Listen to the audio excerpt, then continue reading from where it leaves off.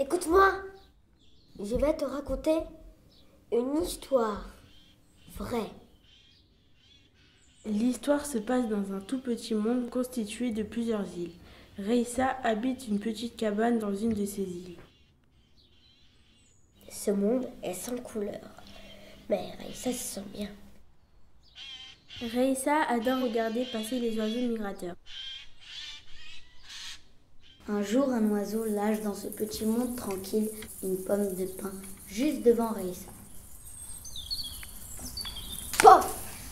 En plus, la pomme de pin est pleine de petites graines de toutes les couleurs et Raissa ne connaît pas les couleurs. Chaque jour, la pomme de pin disperse autour d'elle ses petites graines et chaque jour, Raissa est émerveillée. Mais beaucoup disparaissent dans le gris, malheureusement. Le gris pour Raissa, qui a maintenant découvert la couleur, devient tout bizarre.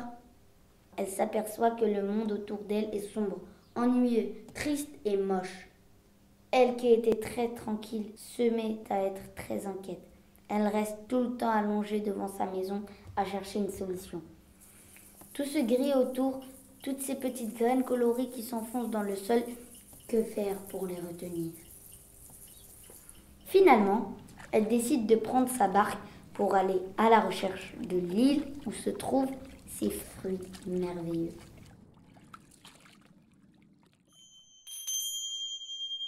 Elle arrive sur une île.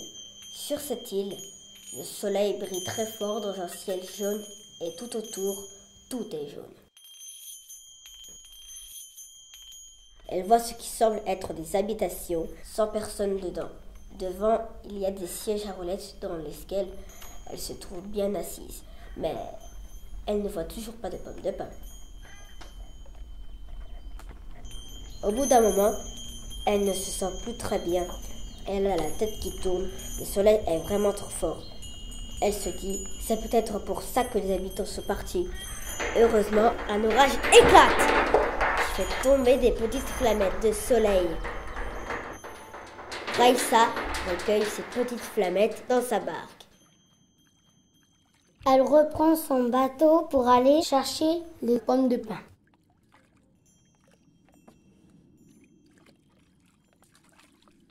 Elle découvre l'île du Noir. La terre et les plantes sont toutes noires, leurs troncs sont gros. Ce noir n'est pas le même noir que celui de l'île sans couleur. C'est un noir beaucoup plus foncé.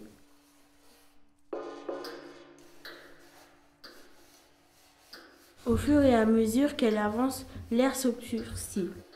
Elle prend un peu de terre très noire et elle essaie de marcher le plus vite possible pour sortir du noir. Elle aime le noir, mais là elle a trop peur. Elle tremble et elle se met à être inquiète. Elle reprend son bateau. Ouf, l'air devient plus clair.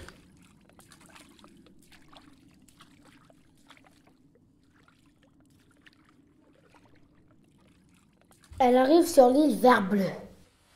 Il y a beaucoup de mousse. Certaines sont un peu dures et d'autres un peu molles. Quand on les touche, les doigts s'enfoncent. Il y a comme un couvercle sur le ciel. Il y a des cascades, vertes et bleues.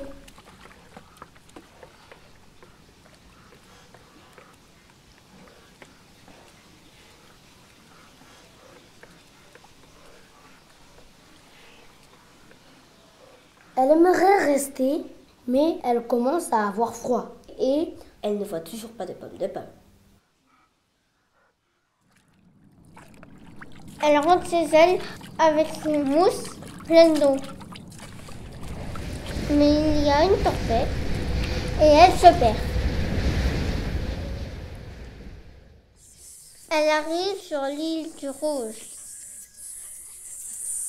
Il y a plein d'insectes qui bourdonnent et se battent. Certains la piquent.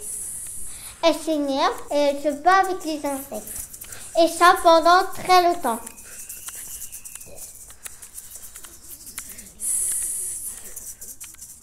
Quand sa colère retombe, Elle a envie de revoir son île.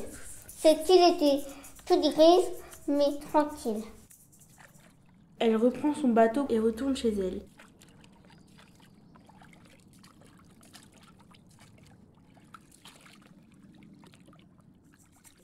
Arrivée sur son île, les bourgeons se sont desséchés.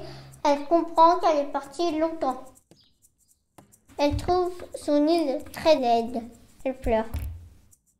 Pour aller mieux, Elle libère ses flammettes jaunes vers le soleil et Waouh! le ciel devient de cette couleur. En plus, Les petites graines commencent à germer. Elle met la terre très noire près de sa pomme de pin et la terre devient du même noir que l'île noire. Les petites gerbes de pommes de pin se mettent à faire des petites racines que Raissa découvre avec joie.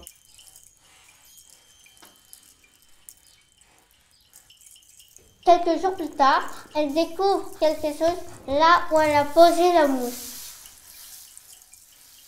Une graine a bourgeonné, un arbre a poussé. Cet arbre est rempli de fleurs. Des pollens de toutes les couleurs s'envolent de là.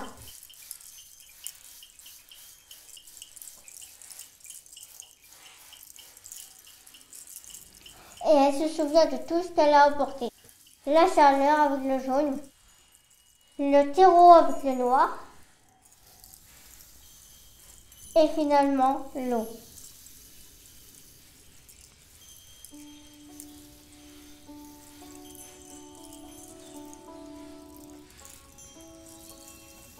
Le monde sans couleur devient à peu près comme le nôtre. Seul son ciel très jaune et sa terre très noire le rendent différent. Raissa peut rentrer dans sa maison pour se reposer.